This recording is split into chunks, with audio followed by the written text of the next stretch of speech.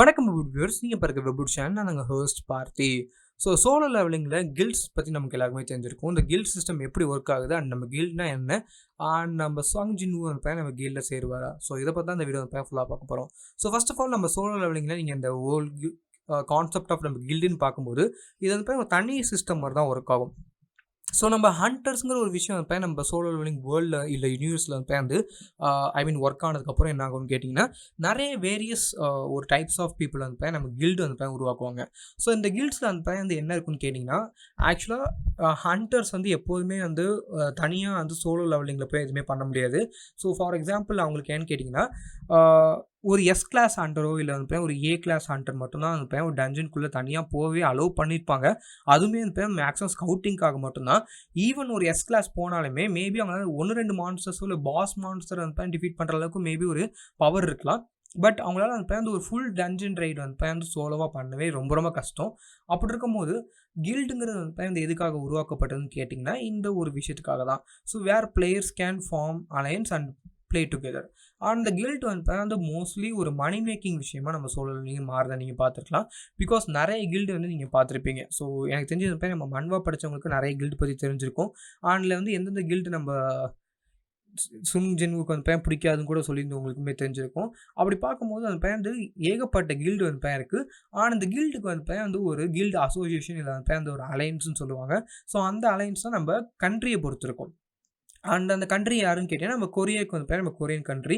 நம்ம அமெரிக்காவுக்கு அந்த அதே மாதிரி நிறைய அமெரிக்காவோட விஷயங்கள் இருக்குது. இதுதான் நம்ம டிஃப்ரெண்ட்டாக சொன்னால் ஒரு ஹோன் கான்செப்ட் அதிகமாக போயிட்டுருக்கோம். அண்ட் இப்போதைக்கு பார்த்தீங்கன்னா நம்ம இந்த கில்ட்ஸ் இந்த வேர்ல்டு வைட் நம்ம ஜாப்பனீஸ் கில்ட்ஸ் வச்சுருப்பாங்க, நம்ம கொரியன்ஸ் கில்ட்ஸ் வச்சுருப்பாங்க. அந்த கில்ட் மாஸ்டர்ஸ் பற்றி பார்ப்போம். ஃபர்ஸ்ட் ஆஃப் ஆல் நம்ம கில்ட் நிறைய இருக்கும். நீங்கள் இதுக்கு கீழே ஒரு விஷயம் இருக்குது, பார்ட்டின்னு சொல்லுவாங்க. இந்த பார்ட்டியில் ஒரு 5 பிளேயர்ஸ் கூட சேர்ந்து கேம் மாதிரி விளாண்டுருப்பாங்க. ஓகேங்களா? அப்படி இருக்கும்போது நிறைய விஷயங்கள் இருக்குது. ஓகேவா? இப்படி இருக்கும்போது நம்ம இந்த டைப் ஆஃப் கில்ட்ஸ் பற்றி பார்க்கும்போது எனக்கு தெரிஞ்சு நிறைய டைப் ஆஃப் கில்டு நமக்கு காமிச்சிருப்பாங்க. இதில் ஃபஸ்ட்டு பெரிய டாப் ரேங்க்டு கில்டு இருக்குல்ல, கில்டுக்குமே ரேங்கிங் இருக்குது. அந்த கில்டு ரேங்கிங்கில் டாப் ரேங்க்கில் இருக்கிற கில்ட்ஸ் எல்லாமே நம்ம எஸ் ரேங்க் ஹண்டர்ஸ் தான் மோஸ்ட்லி கில்டு மாஸ்டராக இருப்பாங்க. இந்த கில்டு மாஸ்டர்னா என்ன கேட்டிங்கன்னா, இந்த கில்டு மாஸ்டர் சிம்பிளாக ஒரு எப்படி சொல்லலாம், ஒரு கேப்டன் ஆஃப் த கில்டு கூட சொல்லலாம். அண்ட் ஒரு மாஸ்டர் ஆஃப் த கில்டு. ஃபைனலாக டெசிஷன்ஸ் எல்லாமே உங்களுக்கு தான் வரும். அண்ட் இவங்க தான் தி மோஸ்ட் பவர்ஃபுல் பீயிங்ஸ் இந்த கில்டாக இருப்பாங்க. அண்ட் எஸ் கிளாஸ் ஹண்டராக இருக்கிறனால இவங்களை யாருமே எதிர்த்து கூட பேச முடியாத அளவுக்கு ஒரு தனி மொனார்கி மாதிரி இருக்கும். பட் நிறைய பேர் எக்ஸப்ஷன் தான். நிறைய நல்ல கில்டுமே இருக்காங்க. பட் மோஸ்ட்லி இப்போ நம்ம கொரியன் கில்ட்ஸ்னு பார்க்கும்போது நம்ம ஹண்டர் கில்டு இருக்காங்க. Fame guild, white tiger guild, fiend guild, and அதுக்கப்புறம் நைட்ஸ் கில்டு, அதுக்கப்புறம் நம்ம ஆர்ஜின் கில்ட். இது யாருன்னு தெரியும் உங்களுக்கு. அண்ட் அதுக்கப்புறம் நம்ம அமெரிக்கன் கில்ட்ஸ்னு பார்க்கும்போது நம்ம மோஸ்ட்லி நம்ம ஸ்கேவெஞ்சர் கில்டு பார்த்துருப்பீங்க.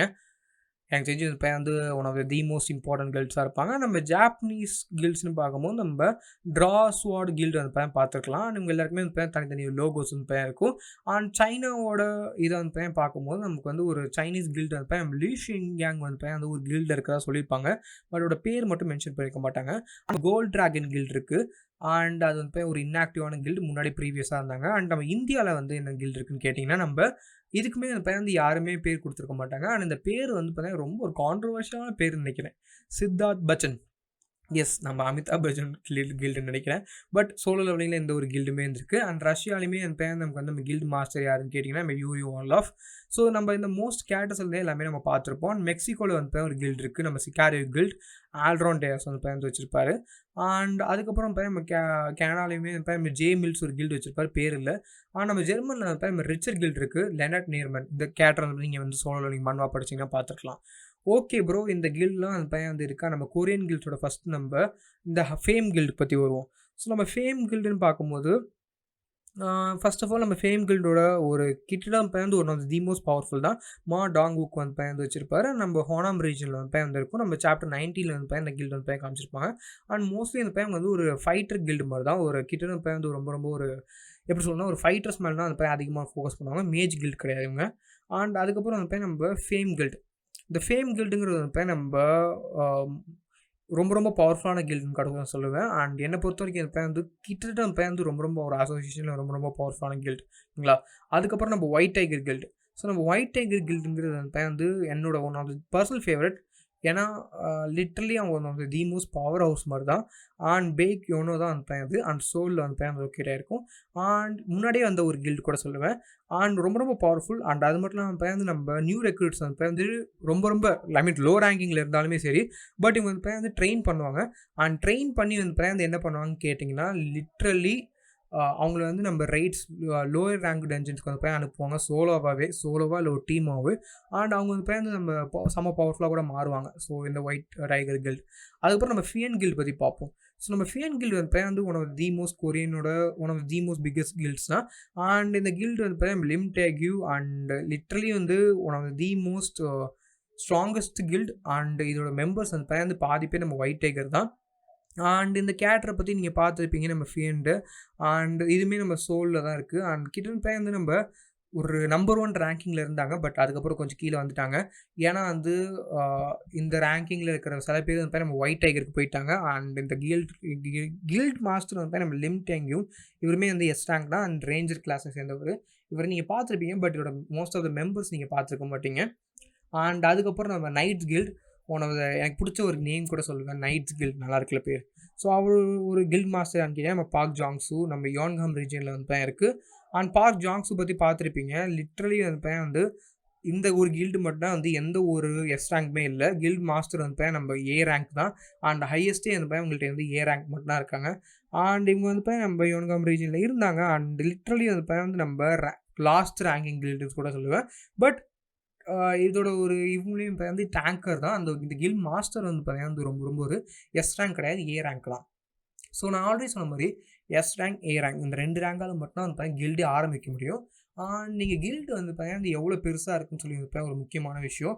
பிகாஸ் கில்டு அதிகமாக உங்களுக்கு வந்து நிறைய ரெஸ்பான்சிபிலிட்டி ஆகும். அண்ட் அதை வந்து நீங்கள் வந்து எப்படி டேக்கிள் பண்ண போகிறீங்க சுச்சுவேஷனுமே வந்து இருக்குது. ஓகே ப்ரோ, இவ்வளோ இருக்கே. இந்த கில்டெல்லாம் வந்து ரொம்ப பவர்ஃபுல்லான்னு கேட்டிங்கன்னா எஸ் பவர்ஃபுல் தான். பிகாஸ் சங் ஜின்வூ ஒரு கில்டு ஆரம்பிச்சிருப்பார். நான் அதை பற்றி தனியாக அப்புறம் சொல்கிறேன், ஓகேங்களா. ஸோ அதை பற்றி சொன்னால் மிகப்பெரிய ஸ்பாய்லர்ஸ் ஆகிடும். பட் இந்த 5 கில்டுமே வந்து செம்ம பவர்ஃபுல்லான ஒரு விஷயங்கள் தான். அண்ட் என்னை பொறுத்த வரைக்கும் இந்த கில்டெலாம் எதுக்காக ஆரம்பிக்கிறாங்கன்னு கேட்டிங்கன்னா, அந்த ஒரு மோனோபோலிக்கு தான். ஐ மீன் நம்ம அந்த ஹோல் லாட் ஆஃப் மெட்டீரியல்ஸ் பண்ணுறதுக்காக தான் ஆரம்பிச்சிருப்பாங்க. பட் என்னை பொறுத்த வரைக்கும் நம்ம சோலோ லெவலிங்கில் இந்த கில்டுங்கிறது வந்து அப்படியே தனியான ஒரு விஷயமா வந்து மாறும். ஏன்னா நம்ம கான்செப்ட் வைஸ் பார்த்தீங்கன்னா சோலோ லெவலிங்கில் நம்ம கில்டு வந்து one of the most major விஷயங்கள். பிகாஸ் ஹண்டர்ஸ் வந்து தனியாக வந்து ஹண்ட் பண்ண முடியாது. அட்லீஸ்ட் உங்களுக்கு ஒரு பார்ட்டிஸ் வந்து வேணும். அந்த பார்ட்டியில் இருந்தால் மட்டும் நீங்கள் வந்து ஹண்ட் பண்ண முடியும். ஆனால் இந்த கில்டுங்கிறது ஒரு தனி டிஃப்ரெண்ட்டான ஒரு மேனர் மாதிரி கூட சொல்லுவேன்.